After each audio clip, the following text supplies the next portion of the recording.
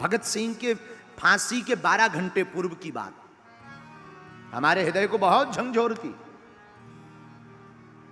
भारत के वीर सपूत भगत सिंह,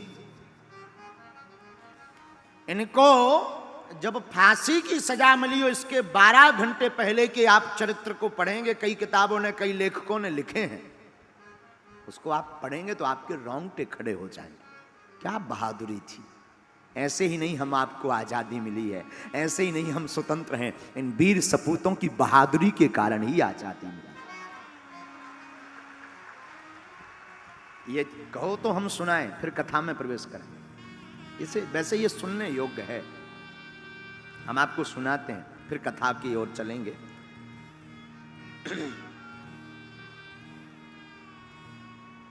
भगत सिंह, सुखदेव और राजगुरु तीनों लाहौर के सेंट्रल जेल में बंद थे।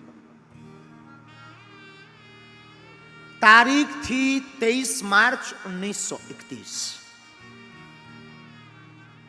23 मार्च 1931 को वैसे तो आम दिन से थोड़ा अनोखा दिन था। क्यों? उस दिन रात को प्रकृति ने बहुत उपद्रव किया, आंधी चली, तूफान आया और सुबह वातावरण थोड़ा शांत हुआ। इन तीनों वीर सपूतों को फांसी मिल ली थी, लेकिन उस वक्त अंग्रेजी हुकूमत ने इनको फांसी की तय तारीख के 12 घंटे पूर्व ही फांसी देने का निर्णय लिया। शुरुआत अलग, आंधी के साथ, मानो प्रकृति भी इन वीर सपूतों की बहादुरी के कारण अपने आप को रोक नहीं पाई। वो काला दिन 4 बजे सुबह से वही जेल के अंदर की चहल पहल। जेल के अंदर एक वार्डन था जिसका नाम था चरण सिंह। चरण सिंह ने सभी कैदियों को आवाज लगाकर कहा, सभी कैदी अपनी अपनी कोठरी में चले जाओ तुरंत। आज सभी कैदी चौंक गए कि इतनी जल्दी कोठरी में जाने की आदेश क्यों आया है। वार्डन चरण सिंह ने कहा, यह ऊपर से ऑर्डर है, इस पर हमें कुछ नहीं पता है, तुम सब कोठरियों में जाओ। सभी कैदी भयभीत होकर के सहमे हुए अपनी अपनी कोठरियों में चले गए। उसी समय जेल का नाई, जिसका नाम बरकत था, बरकत लुकता छुपता फुसफुसाता हुआ हर कोठरी के बाहर फुसफुसाता हुआ चला आ रहा था। उसकी आंखें कुछ बोल रही थी, उसकी आंखें कुछ कह रही थी।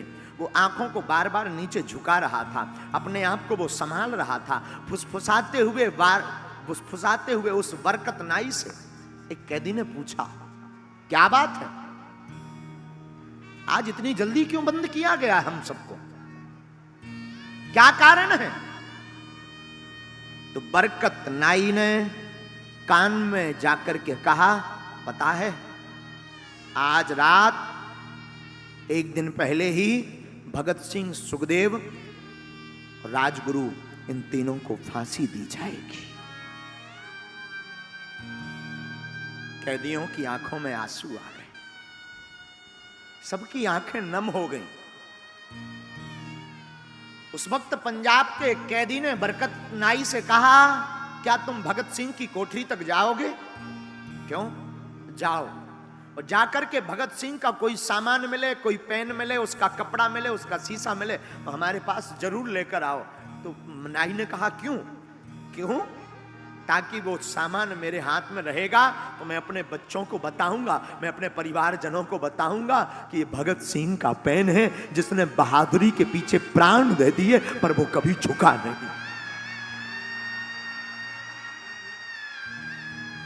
वो कभी झुका नहीं राष्ट्र माता के लिए।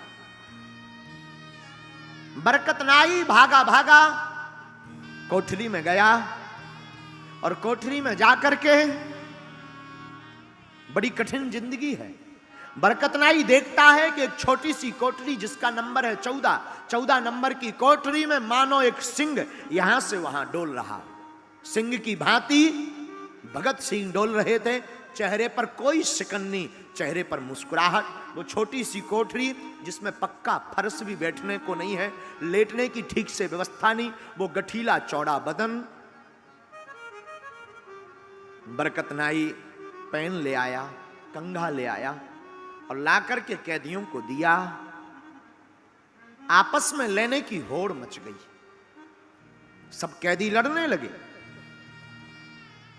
बाद में लकी ड्रा निकाला गया, बरकत नाई निकल गया। 14 नंबर की कोठरी, उसमें सिंह की भांति हमारे राष्ट्र का एक बहादुर सिंह की भांति डोल रहा था। फांसी के ठीक 2 घंटे पूर्व, 2 घंटे पहले भगत सिंह के वकील थे जिनका नाम था प्राणनाथ मेहता, वो आए और उन्होंने आकर कहा, शेर तुम्हें पता है क्या, तुम्हारी फांसी की तारीख के 12 घंटे पहले ही तुम्हें फांसी दी जा रही है। भगत सिंह के चेहरे से मुस्कुराहट नहीं गई और वही सिंह से जैसी बुलंद आवाज में कहा, क्रांतिकारियों को तो मरना ही होता है, क्रांतिकारियों की तो शहादत ही उनका जीवन होती है। अच्छा एक बात बताओ, तुम हमारी पुस्तक लेकर आए हो कि नहीं? प्राणनाथ मेहता चौंक गए कि कुछ देर बाद इनकी फांसी है, ये पुस्तक मांग रहे हैं। लाइब्रेरी से जो पुस्तक लेकर के आए थे वो भगत सिंह के हाथों में दी। भगत सिंह ने बिना देर किए पुस्तक को पढ़ना प्रारंभ किया। मुस्कुराकर कहा, और कुछ? भगत सिंह ने, मेहता ने कहा कि अगर आप कोई देश को अपना संदेश देना चाहते हो, अंतिम संदेश, तो दो। भगत सिंह ने बिना अपना मुंह किताब से हटाए हुए 2 संदेश दिए, साम्राज्यवाद मुर्दाबाद, इंकलाब जिंदाबाद। बस इतना कहकर के मानो ने कोई ध्यान ही नहीं, चेहरे पर कोई शिकन नहीं, मरने का कोई भय नहीं। सिंह को मानो ये पिंजरे में जरूर बंद है, पर इस सिंह को किसी का डर नहीं। जाते जाते मेहता को देख करके भगत सिंह ने कहा, सुनो, सुभाष चंद्र बोस को मेरा धन्यवाद कह देना, उन्होंने मेरी बहुत मदद की है केस में। तुम जा तो रहे हो, धन्यवाद कह देना। और यह सिंह अद्भुत है। बहादुरी की बात हम आपको इसलिए बता रहे हैं, भगत सिंह की बात, कि बहादुर हो तो ऐसा हो। ये इतने बहादुर थे कि इनकी मां फांसी के पूर्व जब मिलने आई भगत सिंह की, तो मां का हाथ पकड़ करके कहा, मां तू एक वचन दे मुझे। मां ने कहा मां को, बेटा क्या दूं? मां जब मेरी फांसी लगे तो तू मत आना। मां ने कहा क्यों ना आऊं? मां तू मत आना जब मेरी फांसी लगे। तो भगत सिंह की मां कहती, आखिर में आऊं क्यों ना? भगत सिंह कहता है, मां तू आएगी, मुझे फांसी पर लटकता हुआ देखेगी तो तू रो पड़ेगी, और रो पड़ेगी तो लोग क्या कहेंगे? एक क्रांतिकारी की मां रो रही है, एक क्रांतिकारी की मां कमजोर है, इसलिए तू आना मत, ताकि मैं बता सकूं कि मैं इंकलाब जिंदाबाद का नारा दे सकूं। मां तू मत आना। मां मैं वचन देता हूं, फांसी पर भी मैं चढ़ते चढ़ते इंकलाब जिंदाबाद का नारा ही लगाऊंगा। मैं ये वचन देता हूं, मैं शेर का बालक हूं। मां की आंखें डबडबा गई। भला ऐसा कौन मां होगी जो अपने बेटे की फांसी सुनकर के उसका हृदय ना पिघले? पर धन्य है भगत सिंह की मां। उसने कहा, जा बेटे चिंता मत कर, मेरा साथ तेरे साथ है, मैं नहीं आऊंगी अगर इसमें तेरी प्रसन्नता है तो।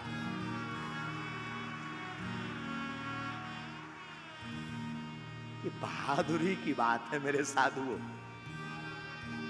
मां को भगत सिंह मिले। मेहता जो वकील थे वो अन्य राजगुरु सुखदेव आदि को भी मिले। जेल अधिकारी को समय का पता लगा कि 7 बजे फांसी देनी है, तो जेल अधिकारी ने खबर भेजी, भगत सिंह आपको मृत्यु के 12 घंटे पूर्व ही, आपकी फांसी के 12 घंटे पूर्व ही आपको फांसी दी जा रही। कुछ नहीं कहा, किताब पढ़ते रहे। भगत सिंह के जेल में एक सफाई कर्मचारी था जिसका नाम था बेबे। बेबे से कहा भगत सिंह ने, बेबे मैं चाहता हूं कि मैं फांसी के पूर्व अपने घर की अपनी मां के हाथ का बना हुआ भोजन करूं, क्या तुम मेरी ये इच्छा पूर्ण करोगे? बेबे ने कहा हां। बेबे गया तो घर से भोजन बनाकर तो लाया, लेकिन कर्मचारियों ने प्रवेश नहीं करने दिया। कर्मचारियों ने रोक दिया। तीनों को बाहर निकाला। शाम के 5 बज रहे थे। तीनों को बाहर निकाला, आखिरी स्नान करवाया। जैसे ही तीनों बाहर निकले, एक दूसरे के हाथ पकड़े भगत सिंह, सुखदेव और राजगुरु ने, और धीमी धीमी गति के साथ नहीं, बड़ी बुलंद आवाज में तीनों कहने लगे, कभी वो दिन भी आएगा, आजाद हम होंगे, ये अपनी जमी होगी, अपना आसमां होगा।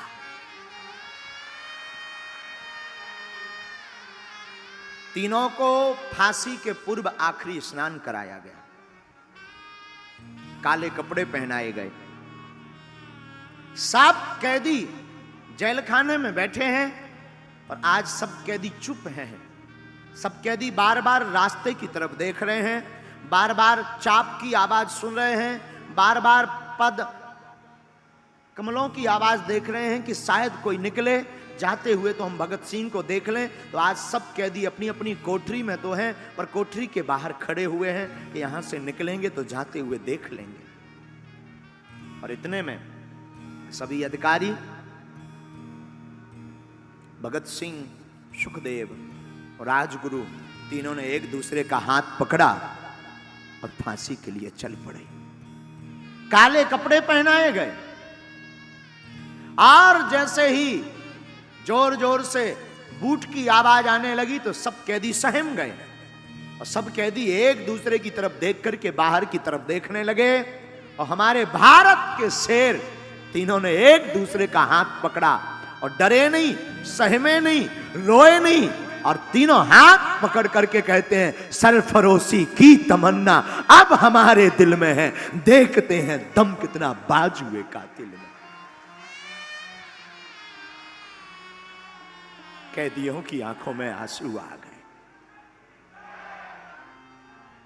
कैदियों की आंखों में आंसू आ गए, सब रोने लगे, सबकी आंख भर गई। इंकलाब जिंदाबाद के नारे लगाते तीनों शेर चल पड़े। मां को वचन दिया था तो मां नहीं आई। हमने सुना है कि घर के नजदीक एक, जेल के नजदीक एक मकान था। कहते हैं कि जब भगत सिंह को फांसी लगी तो वो इतना जोर से इंकलाब जिंदाबाद चिल्लाए कि उस घर में वह आवाज गूंज गई थी और दरवाजे खोल करके वो बाहर तक निकले थे। कितना जोर से चिल्लाया कौन?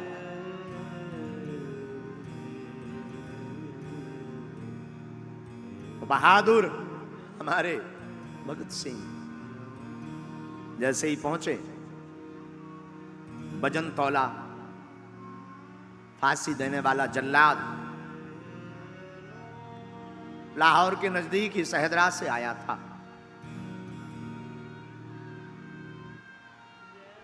इनके मुख पर काला कपड़ा नहीं डाला गया और तीनों से पूछा कि सबसे पहले कौन जाएगा। राजगुरु ने आगे बढ़कर के हंसते हंसते फांसी के फंदे को चूम कर गले लगा लिया। बारी बारी से तीनों ने फांसी के फंदे को गले लगा लिया।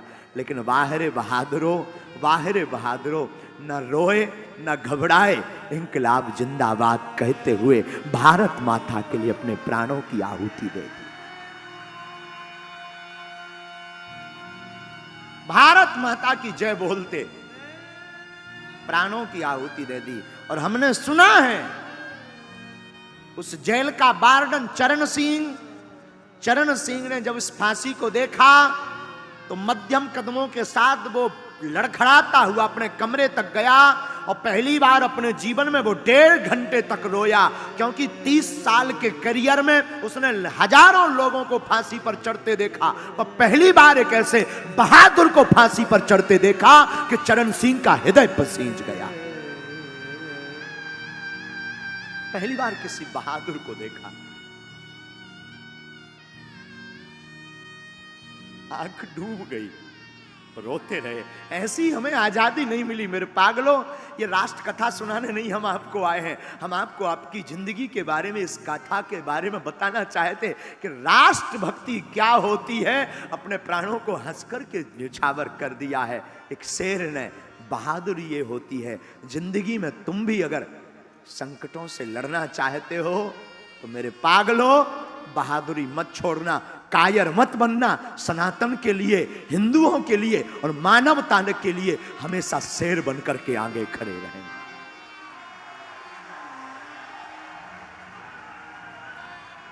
वरना वो दिन दूर नहीं, वरना तुम फिर से गुलाम हो जाओगे।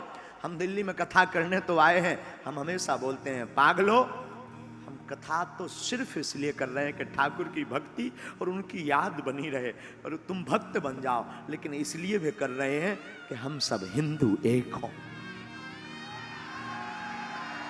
बहुत जरूरत है। इस भारत को स्वतंत्र करवाने के लिए ऐसे ऐसे वीर सपूतों ने अपने प्राणों को त्यागा है। अब इस देश को फिर से गुलाम मत होने देना। राष्ट्रभक्ति से बड़ी कोई भक्ति नहीं है, राष्ट्रभक्ति सर्वोपरि है। इसलिए जातिवाद छोड़ करके, हम भी ब्राह्मण के बालक हैं, हम चाहते तो हम भी ब्राह्मणत्व की बातें करते, हम भी किसी ब्राह्मण के बालक हैं, लेकिन हम तुमसे कहना चाहते जातियां बाद में, सबसे पहले हम सब सनातनी हैं।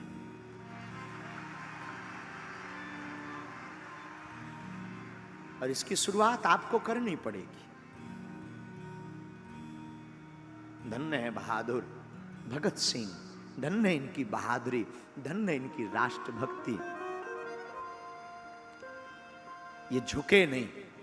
जब ये अंग्रेजी हुकूमत के सामने नहीं झुके तो मेरे पागलों, मैं तुमको निवेदन करूंगा, तुम भी धर्म विरोधियों के सामने झुकना नहीं।